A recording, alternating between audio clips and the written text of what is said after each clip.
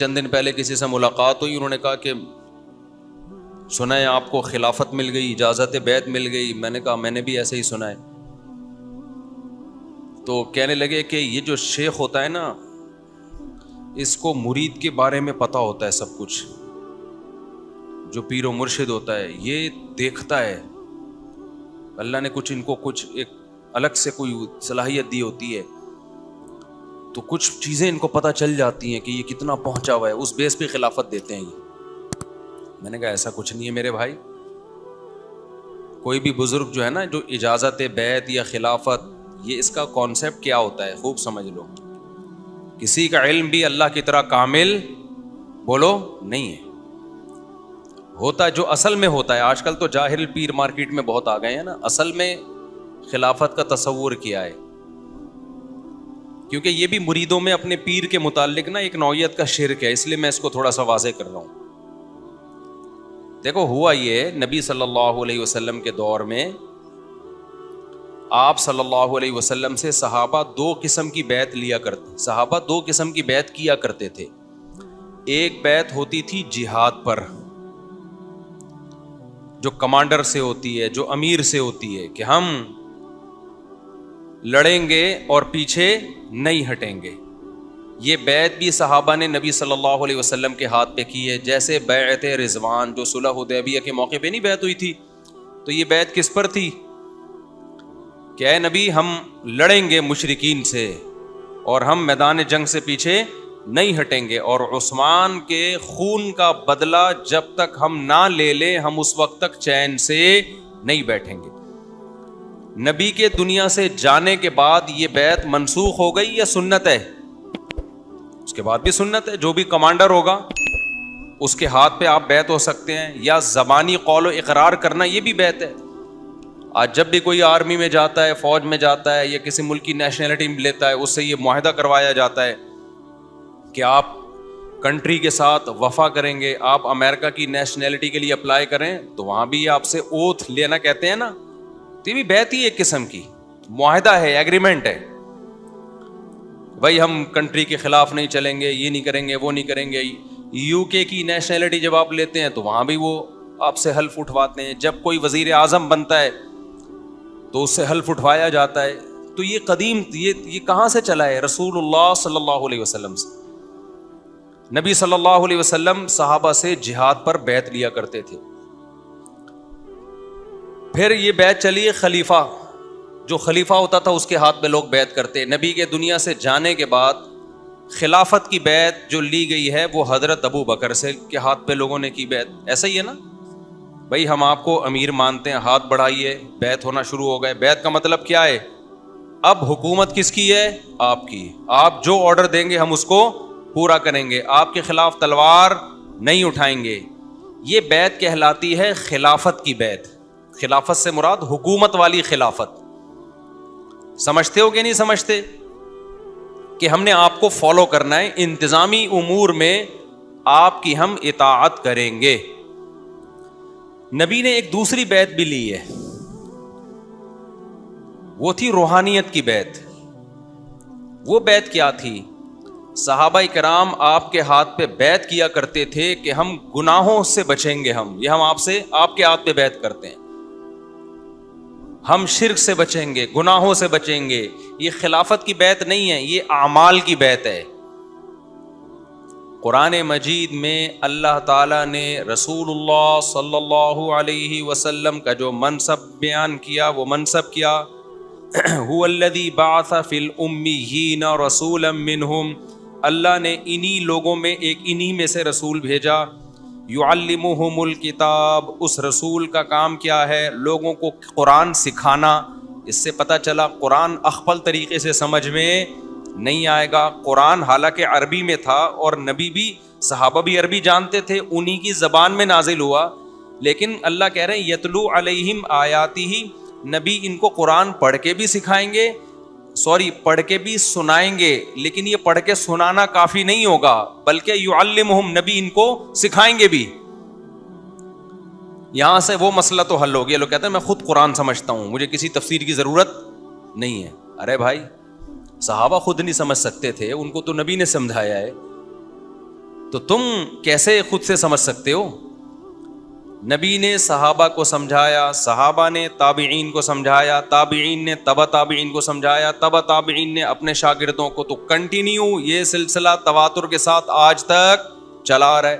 اگر کوئی کہتا ہے تفسیر میں میرا کوئی استاذ نہیں ہے تو اس کی تفسیر معتبر نہیں ہے۔ ہاں، اسی سلسلے میں 2 نمبر لوگ بھی آتے رہے اور 1 نمبر بھی آتے رہے، تو 2 نمبروں سے بچ کے 1 نمبر کو جنہوں نے فالو کرتے رہے وہ صحیح تفسیر ہے ان کے پاس، جنہوں نے 2 نمبروں کو فالو کیا وہ بھی گمراہ ہوئے، اور جنہوں نے کسی کو بھی فالو نہیں کیا، کہا کہ ہم خود سمجھیں گے، وہ بھی گمراہ ہو گئے۔ میں ایک مثال دیتا ہوں نا ڈاکٹر کی، آپ نے علاج خود سے کرنا شروع کیا تو بھی برباد، غلط ڈاکٹر کے پاس چلے گئے تو بھی برباد، صحیح ڈاکٹر کے پاس گئے تو پھر کیا ہوگے؟ کامیاب ہوگے۔ تو جو نبی کے سلسلے سے ڈسکنیکٹ ہوگا نا، اور وہ کہے گا کہ میرا کوئی استاذ نہیں ہے، یا استاذ تو ہے لیکن اس استاذ کا کوئی استاذ نہیں ہے، یا استاذ کا استاذ تو ہے آگے استاذ نہیں ہے، کہیں بھی یہ سلسلہ ڈسکنیکٹ ہوا تو سمجھو کہ گمراہی شروع۔ یہ معتبر علم نہیں ہے۔ معتبر علم جو صدیوں سے تواتر کے ساتھ سینہ بسینہ چلا آ رہا ہے۔ تو یہ ہے، یہ میں بہت اہم ٹاپک آج بیان کر رہا ہوں، اس کو کھوپڑی شریف میں بٹھا لیں اچھی طریقے سے۔ یعلمہم الکتاب، نبی کا کام یتلو علیہم آیاتہ، تلاوت کر کے سنانا۔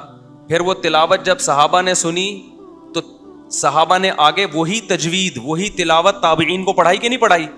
آپ کو پتہ ہے قرآن جو ہم پڑھتے ہیں نا، یہ بھی اخپل طریقے سے پڑھنے کی اجازت نہیں ہے، جو لکھتے ہیں اخپل طریقے سے لکھنے کی بھی اجازت نہیں۔ اخپل سمجھتے ہو؟ ابے پشتو میں کہتے ہیں اپنے طریقے سے، کہتے ہیں اخپل اسٹائل دے زما، پشتو والے بولتے ہیں زما اخپل اسٹائل دے ورورا، انڈس کرولا استا ورورا، کوئٹہ میں مشہور تھا۔ انڈس کرولا ہے، اگر وہ کہہ نہیں ہے کہ کسی کام کا، انڈس کرولا کوئٹہ میں بڑی مشہور گاڑی تھی۔ تو اب میری بات سمجھو، یہ جو ہم قرآن پڑھتے ہیں نا، عرب اپنے طور پہ تھوڑی پڑھ سکتے ہیں۔ کسی سعودی کو دیکھا آپ نے عالم کو کہ میں چونکہ میری مدر لینگویج عربی ہے لہذا مجھے قرآن تجوید تفسیر کی بات نہیں، پہلا مرحلہ کیا ہے؟ پڑھنا۔ خود سے نہیں پڑھ سکتے بلکہ اس کا کوئی قاری استاذ ہوگا، اس استاذ کا کوئی استاذ۔ 7 مشہور قاری ہیں جن سے متواتر قراتیں ہیں۔ ہم جو قرات پڑھتے ہیں روایت حفص عن عاصم، یہ حفص جو بڑے قاری تھے کوفہ کے، جو عاصم سے روایت کرتے ہیں، یہ وہ والی قرات ہے جو عبداللہ بن مسعود نے کیسے پڑھا ہے قرآن کو، کس آیت کو کیسے پڑھا ہے انہوں نے۔ اس میں آپ کو یہ پرمیشن نہیں ہے کہ آپ اپنی طرف سے، اب جیسے ہم پڑھتے ہیں بسم اللہ مجریہا و مرساہا، حالانکہ نارمل تو پڑھنا چاہیے قاعدے کے تحت بسم اللہ مجریہا، رے تو نہیں ہے نا کوئی لفظ عربی میں، لیکن چونکہ قاری نے جو نبی سے سنا تو مجری کے بجائے مجرے پڑھا ہے، تو اسی قاری نے آگے نقل کیا مجرے، اور وہی آج تک چلا آ رہا ہے، بولو مجریہا۔ پھر نبی نے ایک آیت کو مختلف طریقوں سے پڑھا، واللیل اذا یغشا والنہار اذا تجلی وما خلق الذکر والانثی بھی ہے، والذکر والانثی بھی ہے۔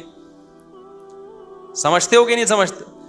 الحمدللہ رب العالمین الرحمن الرحیم، مالک یوم الدین بھی پڑھا اور ملک یوم الدین بھی پڑھا۔ تو آپ اپنی طرف سے نہیں پڑھ سکتے کہ میں مالک یوم الدین یا ملک، بھائی آپ قاریوں سے سن کے، کہ آپ نے اگر اس ایک قاری کی قرات پہ پڑھنا ہے تو ملک یوم الدین، دوسرے قاری کی قرات پہ پڑھنا ہے تو مالکی، دونوں قاریوں نے الگ الگ روایت کیا نبی سے، لیکن دونوں نے سنا ہے تو دونوں کا معتبر ہے۔ وما هو علی الغیب بضنین ہے نا 30ویں پارے میں، تو اس کو ایسے بھی پڑھا جاتا ہے وما هو علی الغیب بضنین، ملا کے پڑھا جاتا ہے۔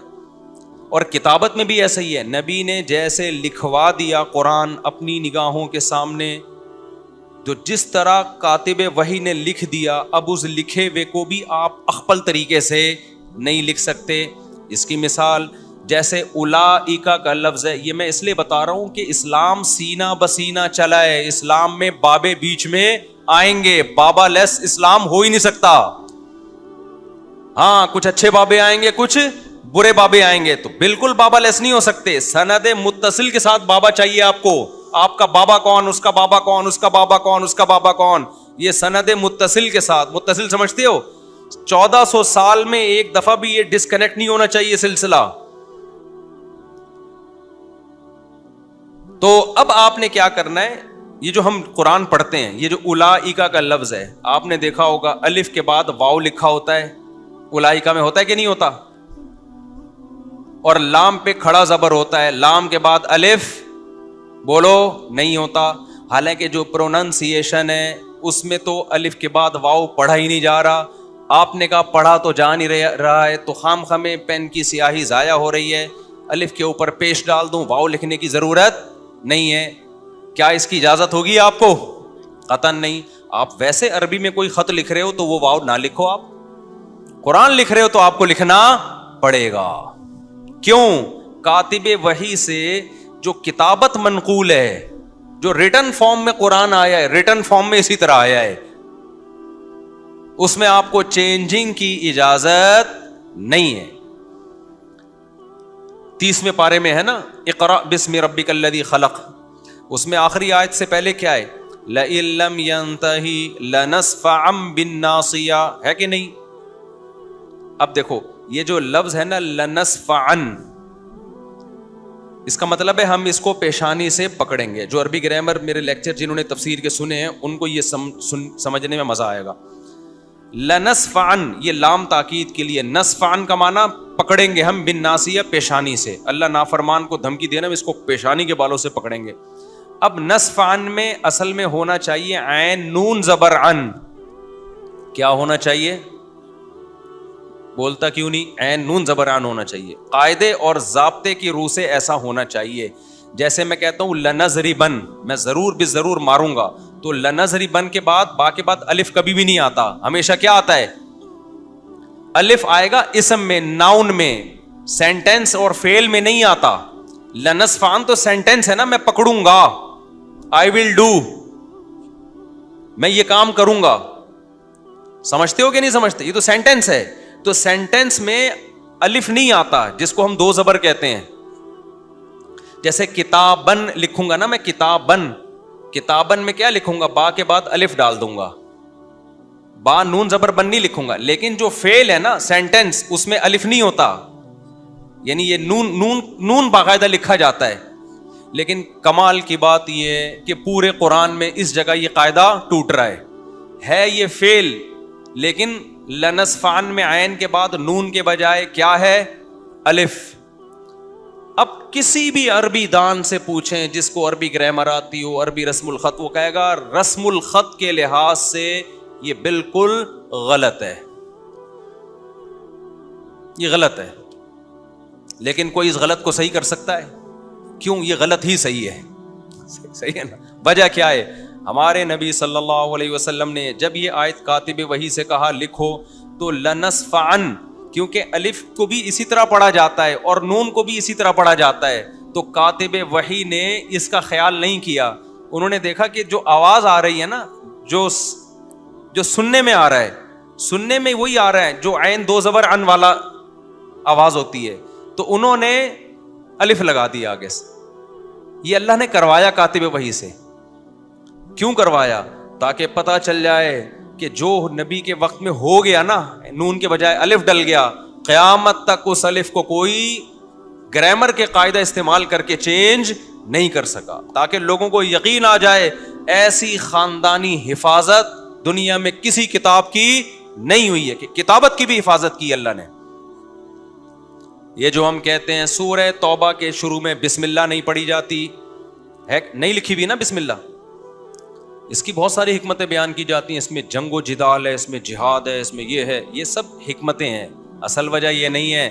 اصل وجہ یہ ہے کہ سورہ انفال نازل ہوئی, اس کے بعد سورہ توبہ نبی نے حکم دیا کہ سورہ انفال کے بعد رکھو, صحابی کو حکم دیا. تو صحابی کہتے ہیں صحابی کنفیوز تھے کہ یہ سورہ انفال ہی کا حصہ ہے یا الگ صورت ہے. صحابی اس وقت تک ان کو کنفرم نہیں تھا, تو انہوں نے بیچ میں بسم اللہ نہیں لکھی کہ بھائی اگر الگ صورت ہوگی تو لکھ دوں گا, الگ صورت نہیں ہے تو اسی کا حصہ ہے. بس وہ نہیں لکھی تو آج تک بولو کسی کی ہمت نہیں کہ بھائی یہ تو الگ صورت ہے اب تو لکھ دو. نا نا نا نا نا نا, جو مرتب ہو گیا اب اس میں چینجنگ نہیں ہو سکتی. اصل وجہ یہ ہے سورہ توبہ کے شروع میں بسم اللہ نہ آنے کی. وہ تو ہم پھر بعد میں حکمتیں بیان کرتے ہیں, ایکچولی وہ ایسا ہوا تھا, اس میں چونکہ جنگ ہے, وہ ایکچولی ہوا یہ تھا اصل میں, ٹھیک ہے نا, کہ صحابی کنفیوز تھے کہ یہ نئی صورت ہے یا وہی والی صورت کا حصہ ہے, تو کنفیوژن میں انہوں نے نہیں لکھی, اب نہیں لکھی. تو جیسے یتلو علیہم آیاتہ فہی تملا علیہ بکرۃ واصیلا, سورہ فرقان میں, کہ مشرکین کہتے تھے کہ یہ ان کے سامنے لکھ کے ان کو پڑھ پڑھ کے سنائی جاتی ہیں. قرآن جو ہے نا نبی کے سامنے لکھا جاتا تھا نا, جب نازل ہوتا تھا تو نبی تو لکھنا پڑھنا نہیں جانتے تھے, جب نازل ہوتا کاتب بھائی لکھتے, پھر ہم کہتے ہیں نا املا کرانا, یاد ہے بچپن میں اسکولوں میں, اب تو ساری ٹرمز ہی چینج ہو گئی ہیں, اب تو املا کراتے بھی نہیں, اب تو سوائے کیلے کے رنگ بھرنے اور سیب کے رنگ بھرنے کے علاوہ بچوں کا ایسا برباد ہو رہے ہیں نا بچے اسکول میں, بچوں کو اسکول سے نکال کے گھر میں پڑھاؤ, کامیاب ہو. میرے جو بھانجے کی شادی ہوئی ہے نا ابھی 21 سال میں, ہونی تو 18 سال میں تھی, 3 سال لڑکی والوں کی وجہ سے لیٹ ہوا ہے وہ. آج مجھے کوئی کہہ رہا ہے یار آپ لوگ اتنی کم عمری میں 21 سال میں بچوں کی شادیاں کر دیتے ہو, کیا کر رہے ہو؟ میں نے کہا بہت لیٹ ہو رہی ہے, میں توبہ استغفار کر رہا ہوں, جس کی بیچارے کی 18 میں ہونی چاہیے تھی, 2 دانت کا ہو گیا تھا 18 میں وہ.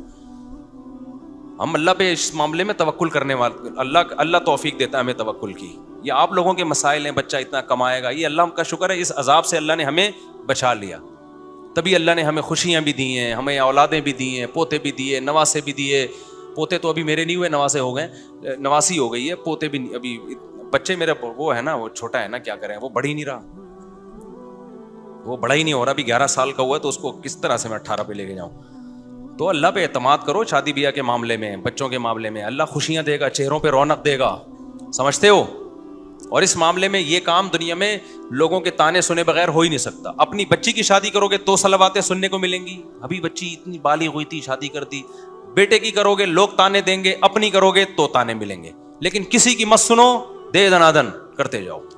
اور یہ جو فیملی پلاننگ والے کہتے ہیں نا 30 کروڑ آبادی ہو جائے گی, 40 کروڑ بھی ہو جائے نا, پاکستان میں نہ اسپیس کی کمی ہے نہ وسائل کی کمی ہے. یہ جو پاکستان بچا ہوا ہے آبادی کی وجہ سے بچا ہوا ہے, یہ اتنے لوگ ہمارے بیرون ملک جا کے ڈالر بھیج رہے ہیں, یہ آبادی نہ ہوتی تو مر چکے ہوتے ہم لوگ, سمجھتے ہو. آبادی ہوگی تو کھانے کو کچھ تھوڑا سا مل جائے گا. ابھی یہ میرے جو اتنے سارے بچے ماشاء اللہ, اللہ برکت دے, تو یہ بڑے بھی تو ہوں گے, کیا خیال ہے, اتنے رہیں گے. پھر مسئلہ ہے کہ کھلائے جا رہے ہو, کما رہے نہیں ہو, تو یہ بھی تو بڑے ہو کر ہاتھ بٹائیں گے نا, یہ بھی تو بڑے ہو کر ہاتھ بٹاتے چلے جائیں گے. تو یہ فیملی پلاننگ والے یہ بتاتے ہیں کہ بچہ کھاتا ہے, یہ نہیں بتاتے کہ 2 ہاتھ اور 2 ٹانگیں لے کے پیدا ہوتا ہے, کمانے کی صلاحیت بھی ہوتی ہے اس میں. تو پاکستان میں اسپیس کی, ایک بلوچستان ہی اتنا بڑا ہے نا, پوری آبادی بڑے آرام سے بلوچستان اکیلے میں آ سکتی ہے.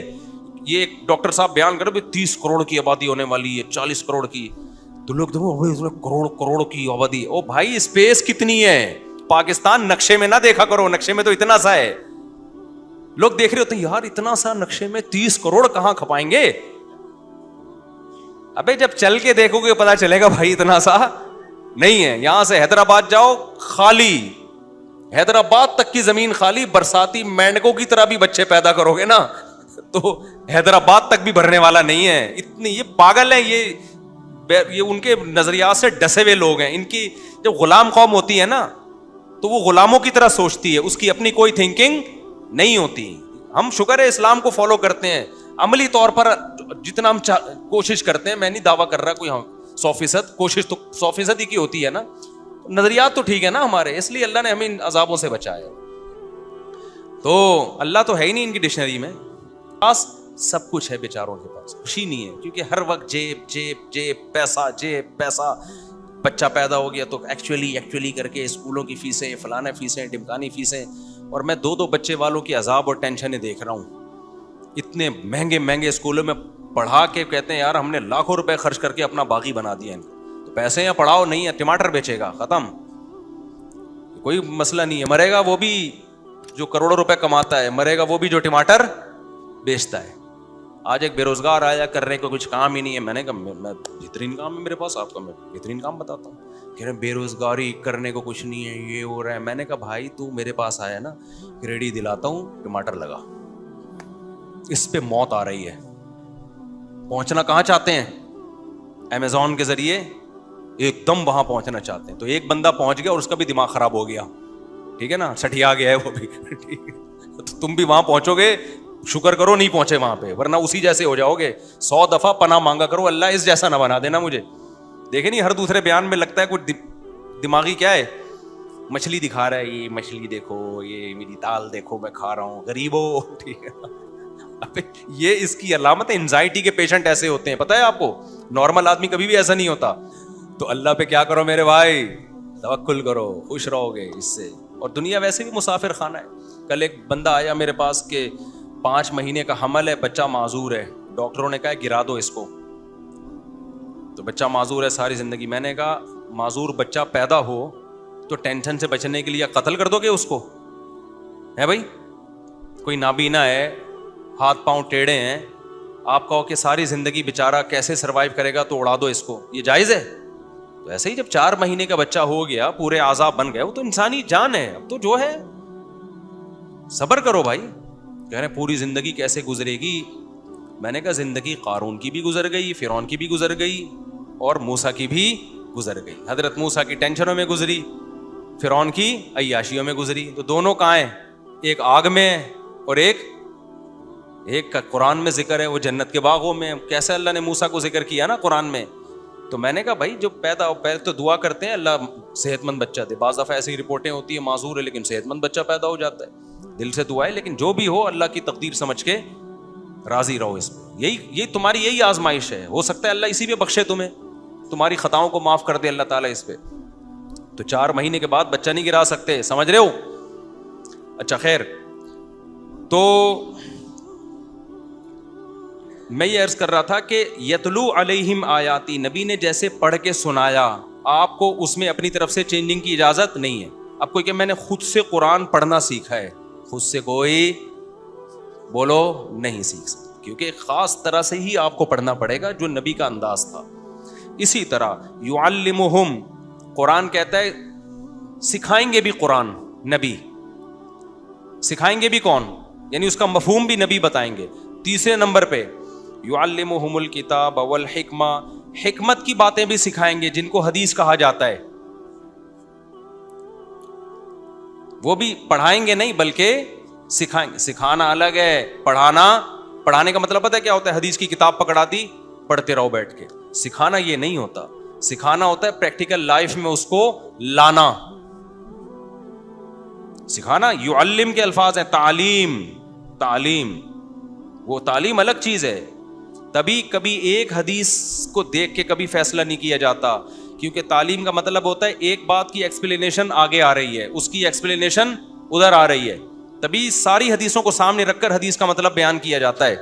کبھی بھی ایک حدیث کو دیکھ کے فیصلہ نہیں کیا جائے گا. سمجھتے ہو کہ نہیں سمجھتے؟ یہ تصوف میں جو میں نے بات کی ہے نا, تو پیر کے بارے میں یہ تصور رکھنا کہ اس کو ہر وقت ہماری ہر چیز کا پتہ چلتا ہے, یہ غلط ہے. پیر جب کسی کو خلافت دیتا ہے تو پیر کا غالب گمان یہ ہوتا ہے کہ یہ نیک ہے, قرائن سے اندازہ ہوتا ہے اس کو, اور اس کو اللہ نے ایک خاص فراست بھی دی ہوتی ہے.